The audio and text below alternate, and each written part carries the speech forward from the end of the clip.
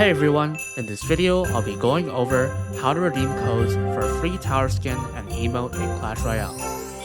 Now, before we begin, there's going to be two links that you need to click on. The first link is such, right here. Don't worry, I'll be providing it in the description below. Now, what you want to do is click on the big claim reward button and you want to open in Clash Royale. Now this will tell you to claim reward. Do you wish to claim reward now? Claim. As you can see, the reward has been received and I have a new emote. Now for the second link, this will be the link right here. We want to do the same thing. Open in Clash Royale.